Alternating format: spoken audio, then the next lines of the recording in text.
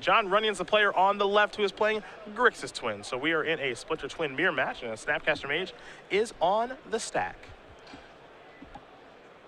It's going to target a copy of Anticipate, and that will get remanded. Now, remand with flashback spells, would you like? Well, the flashback completely replaces any other zone the card would go into. It is exiled, so remand is just dismiss against a flashback spell. Perfect. Snapcaster Mage is going to come into the red zone. Passing the turn, Runyon with a lot of cards in his hand. Remand, a copy of Roast, Splinter Twin, Dispel. Might actually have a copy of Pestermite too. Patrick going to cast a Serum Visions. Of course, he'll draw a card, and now scry too.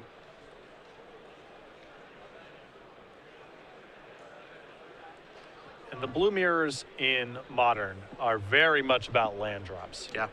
Because of Remand, Spell Snare, Spell Pierce, Cryptic Command, Snapcaster Mage, all these are cards that demand a lot of mana and are less effective against a lot of mana as well.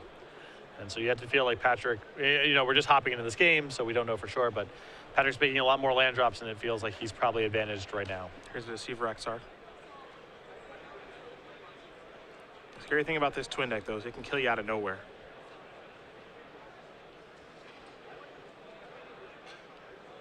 Dickmann does have the land advantage right now. That's a Lighthouse, the land that's tapped.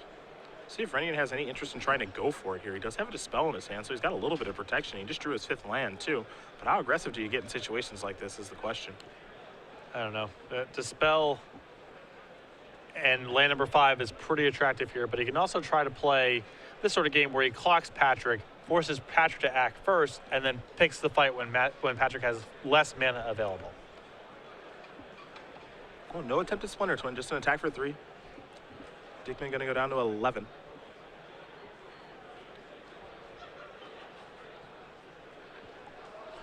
This feels like the type of game where you can see the value of Tarmogoyf in the matchup. Patrick wants to get something into play to block, but he doesn't want to spend a lot of mana because he's at risk of getting killed at a moment's notice. So Tarmogoyf is cheap, much in the way the Tassiger is, and can effectively shore this game up. Copy of Snapcaster Mage.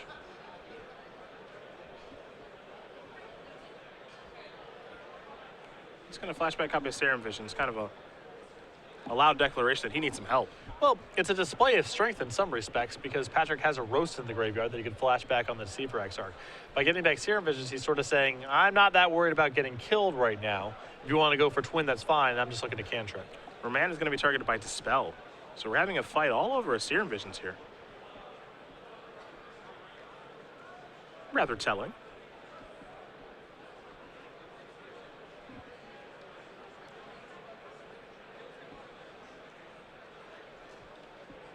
And this is where the stacks get pretty complicated here. John has the option of, you know, fighting back with his own cheap counter. He can also just remand his own remand if he wants to.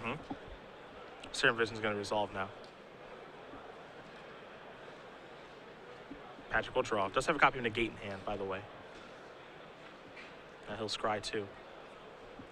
In a perfect world, Dickmann will be able to start actually activating the Desolate Lighthouse, get deeper into his deck, find some more action, discard the useless cards in hand. See if he ever is able to get to that point. Running with 5 lands in play. Snapcaster Mage, Deceiver Exarch. He'll take a draw step. I think it may have been an Inquisition of Kozilek, maybe a Thoughtseize. Either way, it's a discard spell, and it is an Inquisition. Well, Inquisition's an awesome draw here because it allows you to see what's going on with Patrick's hand, and if he's light on interaction, he can take and go for the kill, or try to set up next turn with Dispel backup. Going to show you the grip. A Nature's Claim, a Negate, a Tarmogoyf, and a Dispel. So a pretty resilient hand here to the Splinter Twin. We'll see what Runyon wants to select in this situation. He'll write down the contents of the hand, yet again, Dispel, Nature's Claim, Negate, and Tarmogoyf. And he'll select any of those cards as they all meet the necessary casting cost for Inquisition of Kozilek. What's nice here from John's side of the table is he's not going to get blown out if he goes for Splinter Twin. He's going to look at a 1-for-1 trade, so he can sort of try to push through it the hard way, which is cast Splinter Twins, force Patrick to respond by countering the Splinter Twins until he runs out of counters.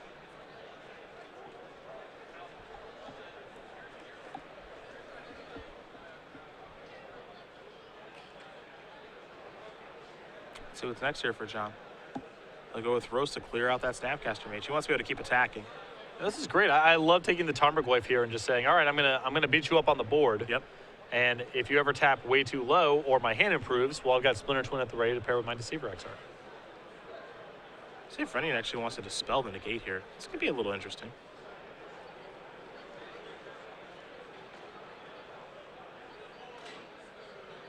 Yeah, sacrifice blue to Delta at this point. I like John trading 1-for-1 with the counter spells as much as he possibly can because he's the one that's tight on mana. And the way that you can lessen the blow of being tight on mana is just run your opponent out of cards. Make it so the extra mana doesn't do anything. I also like John being kind of aggressive in these exchanges too, because he's tight on mana, but also because he's ahead. Yeah. So there's nothing for him to fear about, oh, I could just die all of a sudden. It's like, no, actually, you're the one that's in the position to just kill Patrick all of a sudden. Yeah. And I think with the way that he's playing the game, I think Patrick probably knows that, but there's not a lot he can do about that.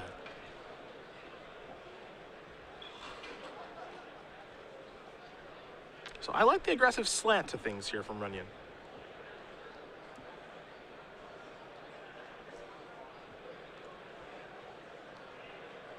There's your man targeting the roast. Save it for later and draw a card. Picked up a copy of Snapcaster Mage. Here come the beatdowns. Snapcaster Mage going to trade. So this is, so far I've really liked what John has done. This is going to be my first critique. Okay. I would have preferred for him not to attack with the Snapcaster Mage that turn. You're Just getting hang the back. roast back in your hand. Patrick has no other creatures in play and a Desolate Lighthouse. So by doing this, you instead of being able to roast next turn and start attacking for 3, you're only attacking for 1, and Patrick can use Desolate Lighthouse to improve his hand, discard creatures that aren't helpful in face of the roast, and if he finds an answer for a Deceiver Exarch, now all of a sudden, there's nothing going on in play except your opponent has a Desolate Lighthouse. I think John did a lot of very good work to set himself up to be just attacking Patrick to death and force him to find an answer. Now Patrick has a lot more breathing space because of the Snapcaster Mage trade.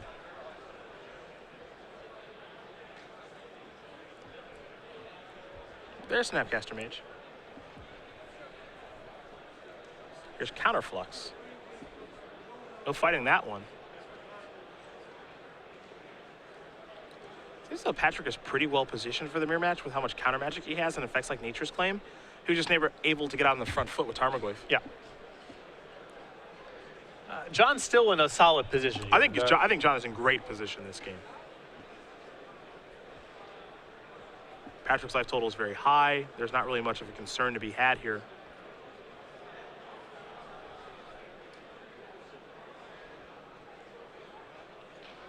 Looks like both players confirming the life totals are correct at this point.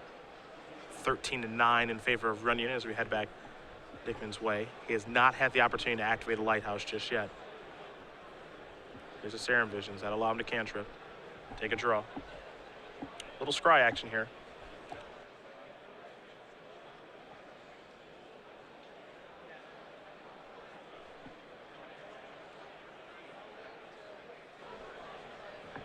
Not another Serum Visions, which means a little more scry action.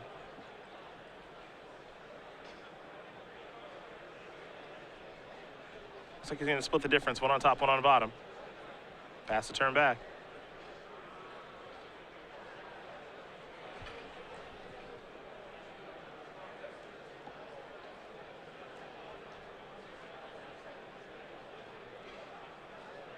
Perhaps Runyon has some end of turn effects. Looks like he does in Deceiver Exarch. So he will deploy that.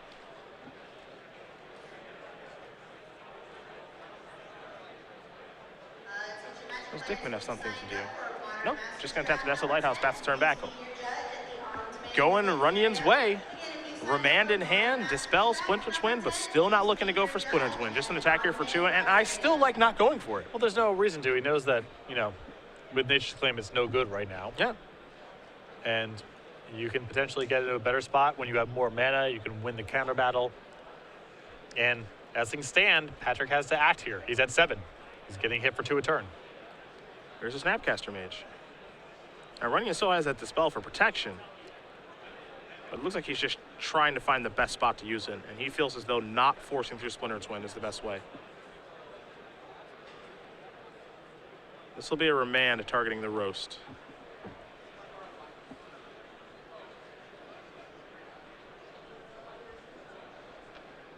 Looks like Dispel might go after the remand. It will.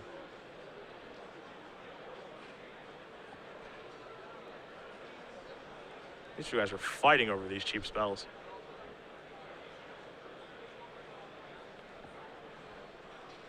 It's a little ugly here, but Patrick is falling pretty low, and even random bolts might finish him off soon. So he's got to win the fight over these X-Arcs, and then with something in play, then all of a sudden, then he's the one who's ahead. Yeah, he has to respond to him. Find something like a Tarmogoyf, who knows what happens. Rose will resolve. John still not willing to cast that Dispel. He is holding that tight. Well, now with Dickmann so low on mana and Dispel in hand for Nature's Claim, John may just go for the kill. Yeah, you've got it pegged. That's what it looks like exactly he's going to do. There is Splinter Twin. There's Nature's Claim. Here's Dispel. It's a concession. A really well played game there by John Runyon. He's going to win game number 2 against Patrick Dickmann. Grixis Twin and Teamer Twin. They've got about 12 minutes for game number 3.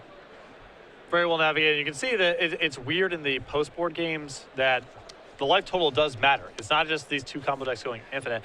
And the chip shots with Deceiver, Exarch, Pestermite, Snapcaster Mage, Vendilion Click if available, it adds up. Sideboards is where we're going to go. These players will probably shuffle up pretty quickly. Teamer Twin's going to be on the play here for Patrick Dickmann. I know you've got that sideboard in front of you, so what do we see? Keranos, God of Storms, 2 copies of Thrag Tusk, a Desolate Lighthouse, a Dispel, a Negate, a Counterflux, 2 copies of Pyroclasm, 2 copies of Ancient Grudge, Nature's Claim, Spellskite, Roast is a Staticaster. I think we saw most of what's really going on there. We saw the additional counter spells, the Desolate Lighthouse, the Roast, the Nature's Claim, and I'm assuming the Spellskite as well. On the other side of things here for Grixis Twin, we got a Dispel, a Grimlothomancer, a Negate, and a Spellskite. A Jace Architect of Thought, a Keranos, God of Storms, a Worm Coil Engine, a Tasker of the Golden Fang, and a Roast. Those are all one-ofs to go along with 2 Kolagon's Commands, 2 Anger of the Gods, and you guessed it, 2 Blood Moons. Well, you know, I think here you're going to see the removal, the cheap threat like Tasker come in. The counter spells Dispel, Negate, Spellskite, and so forth. I don't think this is the kind of matchup where you're converting into a Jace Architect of Thought, Keranos control deck. Just too hard to tap out in the face of negates and the threat of getting kill instant speed, Cryptic Command, and so forth. But the cheap stuff that interacts favorably, it's all very powerful. Got some updates here on Twitter from a couple of players. Looks like Kenji Ayashira, that's Numa the Nummy, of course. He is 3-2-1 in this tournament. Dead, at least it sounds good. Hashtag GPCharlotte. Tough tournament for him. Looks like maybe Luis Scott Vargas is out of the tournament as well. Jeez. Unable to recover from his early loss against the Calculator. Adrian Sullivan, who's on his quest for platinum. He just lost to Dredge Vine, moves him down to 4-2. Now, Adrian, for those of you who were asking about pure control decks, I was watching Adrian play some games for fun against Matt Sperling between rounds. I think we recorded a deck tech with him. You're going to want to stay tuned for that one. If you're interested in grinding people down, little Dragon Lord Ojutai action. Oh, boy. Adrian's got the deck for you. You know, Adrian loves a control deck. That's nothing new. Loves blue-black control. That's how he was able to top 8 the Pro Tour, make the semifinals of that tournament. Oliver Tomiko, player that we saw win an Open Series event a little earlier this year, a youngster, I believe only 14 years old. Sharp, though. Sharp. Very good. Very, very good Magic player. He is 5-1. Apparently, he just won on turn 2. So I think we know what he's playing this weekend. Sounds like an Amulet Bloom deck to me. And then Brian Kibler, when your opponent hits Tron at turn 3 both games and finds Eye of Ugin through an Aven Mind Sensor, you know it's not your day. Doesn't sound like Brian won that match. No, probably not. Both these players are going to take a look at their opening hands, John Runyon and Patrick Dickmann.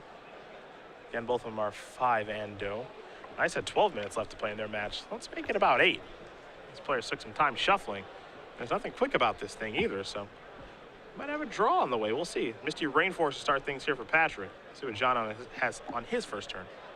The game can go on for a very long time because both players are sort of in a holding pattern, afraid of what the other person can do. And setting aside the number of turns, the games are also pretty complicated, even when there's nothing in play. And so time definitely a concern here. And day ones of Grand Prix, a draw is a loss. Yep. It's the exact same thing. 7 or 2 or better required to make the second day of competition. Serum Visions looks to have put both cards on the bottom there for Runyon after he drew. Dickmann did search up a Steam Vents off Misty Rainforest. We'll see what his second turn brings. It's a Misty Rainforest. No pass the turn back to Runyon yet again. Runyon will draw.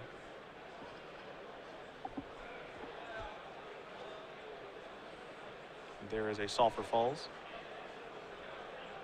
Now here's a Spellskite. A little bit of protection against the twin combo.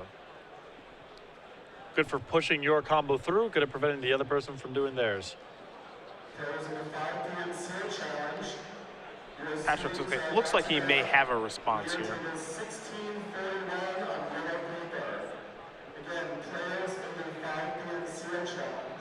Going to start by sacrificing a Misty Rainforest, it appears. We'll see if Spellskite does resolve. That one is fairly annoying to play against. Yeah. You know, one thing it actually does in this matchup now too that wasn't a thing before is it slows down Roast.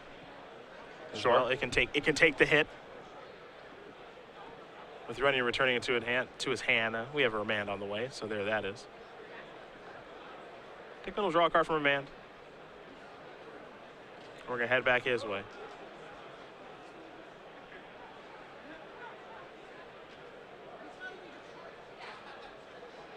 So there's a Scalding Tarn, just a passing of the turn.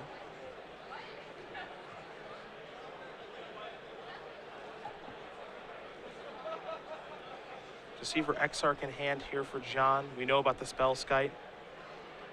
See what land he wants to play here. Steam Vents is an option. He'll go with Watery Grave untapped. So he'll have to take 2, go down to 18. Pass that turn back.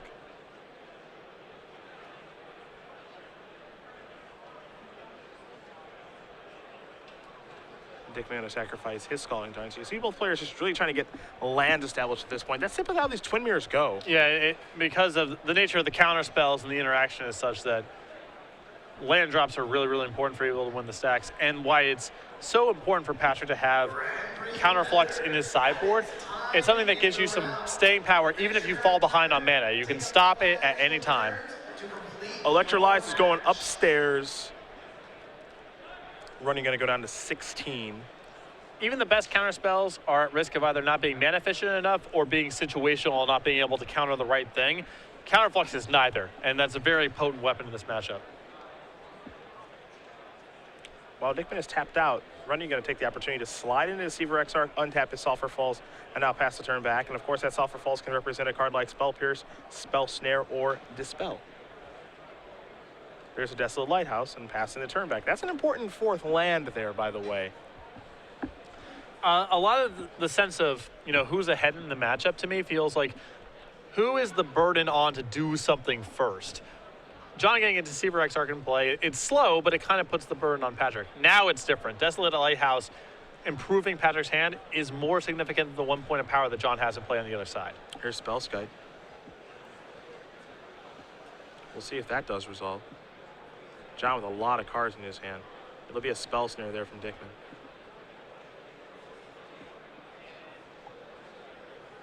So there goes the Spellskite. A snare for this tournament looks really good every time we've seen it. And there's a copy of Counterflux.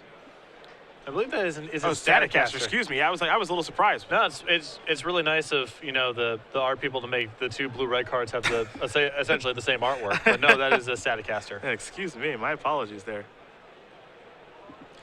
And now Patrick is in a really solid control position here. He doesn't have to worry about Pastor Mage or Snapcaster Mage. He can block the Deceiver Exarch, and he has the Desolate Lighthouse that's going to force John to move first. Looks like Roast might be going after this at Staticaster.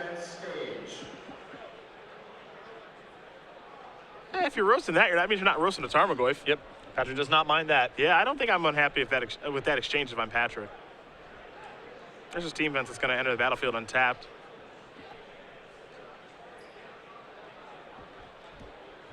You'll get a Lighthouse activation here, so Patrick will draw and discard.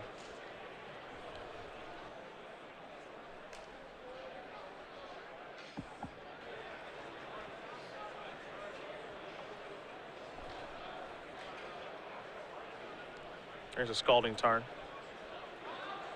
Now here's another Exarch. That'll tap the Lighthouse, pass the turn back. Yeah, John wants to make Patrick use the Lighthouse preemptively there. since he can't really cut Patrick off of a color of mana. We've seen him tap that a couple of times, and I think that's the right play. Yeah. If you can cut Patrick off a color of mana, that's great. Otherwise, make him choose up front whether or not he wants to use the Lighthouse. Pluto Delta's the land. Now here's a Snapcaster Mage from Patrick. Maybe try to force a little bit of action here. So Runyon's going to take a look at the graveyard, see what's over there. Patrick's going to sacrifice a fetch land. He's down to 10. The clock's certainly not on either one of these players' side. It looks like Patrick's probably going to flashback and electrolyze, but we'll see as he searches up a basic mountain. Runyon going to sacrifice his polluted Delta. And I imagine we're going to see a remand here momentarily. If there's an attempt at electrolyze.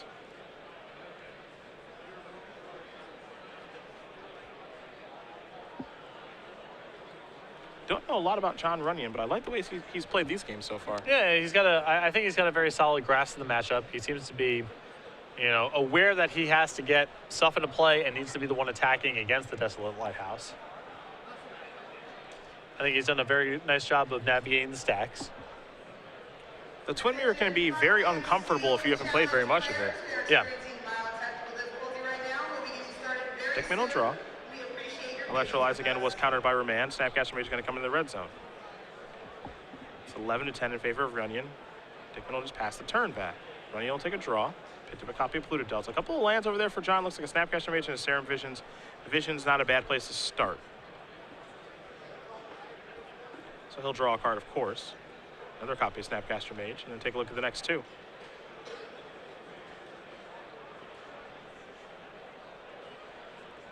Gonna split the difference, one on top, one on bottom.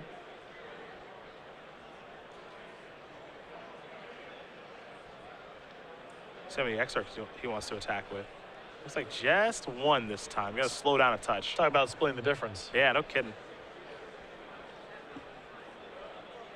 There's a land and steam fence that'll enter the battlefield tapped. There's a Lighthouse activation. A little draw discard action there from Patrick, and now he'll take a draw step. There's the Misty Rainforest. No attacks to be had because that 1/4 on defense. Runyon will take a draw step. Picked up a copy of Kolagon's commands. Now he's got that Kolagon command. Snapcaster Mage thing starting to get working. A lot of mana to work with as well. Yeah. Just an attack for 1. Dickmann going to go down to 8. Another Lighthouse activation. Lightning Bolt is a card that Patrick has just found.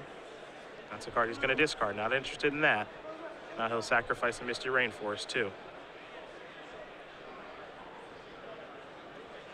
Looks like that is going to be time in the round. We will get confirmation on that.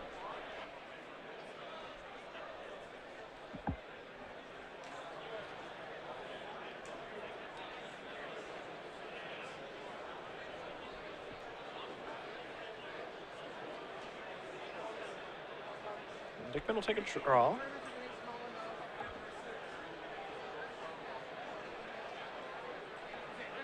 All I can do is pass the turn back. Still no attacks to be had.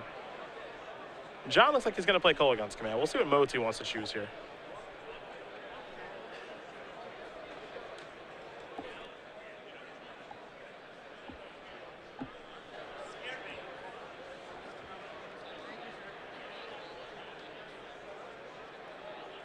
I can't imagine we're going for discard at this point. I would be surprised, I think. Maybe a little shock rebuy action if there's something to rebuy down there.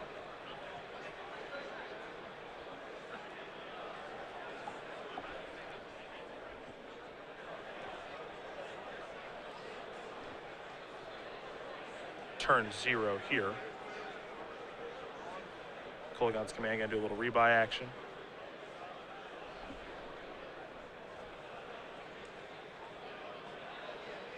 So this will be turn number 1 here. Runyon will have 1, 3, and 5. Dickmann will have 2 and 4. Pluto Delta, the land of choice. Spellskite is what was returned, from Kolagon's command. Attack for 2. A little more aggressive slant here. He's almost splitting the difference previously. He's got it within striking distance. Got some Snapcasters, a Kolagon's command, the graveyard. Here's a Snapcaster Mage for Patrick.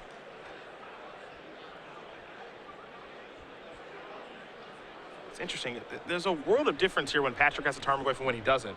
If he had a Tarmogoyf, he could be bashing on in and doing a bunch of different stuff, but as it stands, these Snapcaster Mages, they obviously don't line up very well against 1/4s. Yeah.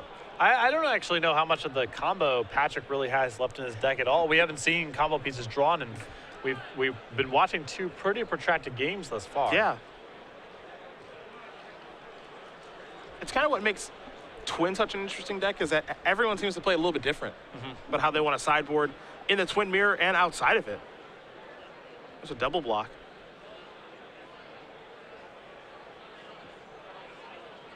Deceiver X are going to bite the dust, but 1 will come through. Dickmann's going to go down to 4. Let's see what the follow-up is here for Runyon. Could just be that simple spell skite he just returned. Looks like it is.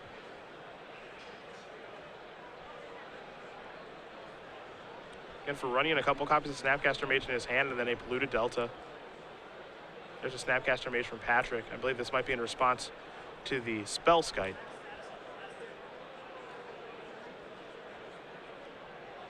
So we're going to build a bit of a stack here. Yeah, this is where it gets tricky. Again, a lot of these stacks get very complicated to navigate. It's going to be Spell Snare. And Runyon says, well, I have a response. I have Snapcaster Mage of my own. Does Patrick have a response to this? We'll see. Here's 2 mana. It's going to be Remand, targeting Spell Snare most likely. So one heck of a stack here. Actually, Remand's going to target Spell Skite, which means Spell Snare's not going to counter anything. Remand, of course, will draw a card. And now Runyon's going to sacrifice his Polluted Delta, as it appears, so that he can redeploy his Spell Skite. So John seems pretty committed to trying to use Remand for one of 2 things, and both players, honestly. Countering spells on flashback. Okay. Or using it to get your own spell back to your hand in spots where it doesn't look like you can win the counter war, but you can at least draw a card and try again next turn for whatever it is you were trying to resolve. And given how his mana's lined up, he can actually try again this turn with the Spell Skite. No one's really remanding for value. Yeah. No one's saying, oh, Deceiver X, okay, I'll remand it because I got 2 mana left over. That doesn't seem to really be happening here in the post-board games. The Remand certainly seem to have purpose. Yeah. There's a Lightning Bolt to take care of Snapcaster Mage with Spell Skite on the stack. Turn number 2. That goes to Patrick Dickmann. Can he do anything to try to win this game? He might just be trying to stave off elimination here.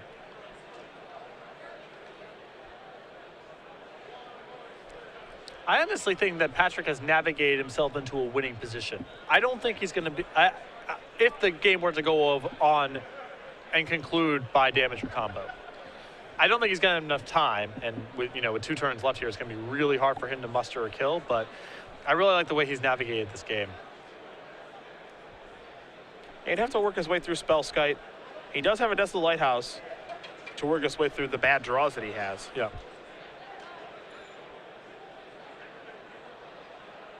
And I guess with John at 10, this isn't impossible. John took a lot of damage off of his lands. Yeah. He took 1 Snapcaster Mage hit earlier on the game. It's going to block once. Patrick has shown he has Lightning Bolts in his deck. There's a Ghost Quarter. Here's a Tarmogoyf. Things getting a little bit more interesting in this particular game. Patrick looks like with only 2 cards in his hand, so we go Runyon's way. That's turn number 3 of extra turns. Well, Patrick has now theoretically set up a lethal Cryptic Command next turn. Yep. Now, who knows if it resolves? Yes. But he's got 8 points of power in play against an opponent who's at 8. I was assuming 8 points of power. It's standard Goyf size. It is safe to assume Tarmogoyf is a 4-5, I think, in almost every instance in Modern.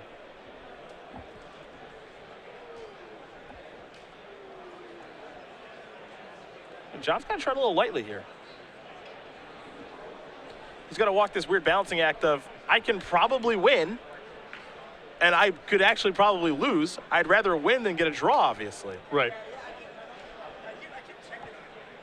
And the worst outcome here is just a straight-up loss. Right. Well, from a kind of a game theory standpoint, let's say John can 100% draw the game by playing one way, or win half the time and lose half the time playing the other way. He's way better doing the second thing, because given that a loss is the same thing as a draw at day one of a Grand Prix, you're much better served going 1-1 in 2 matches than 0-0-2. Yeah. I don't know if that line of play exists on either side, but John is incentivized to be a little bit aggressive here if he can be. Because draws are really bad day one. They are pretty poor, yes. Here's 2 mana. Snappy.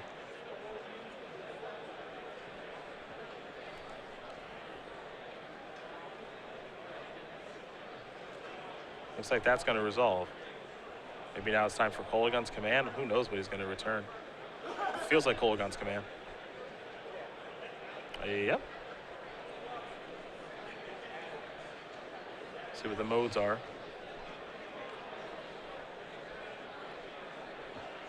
This is a concern here for Dickmann. Yep.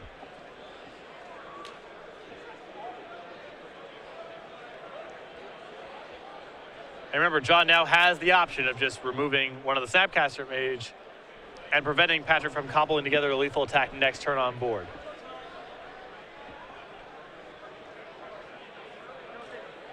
And do a little return a creature 2 damage action.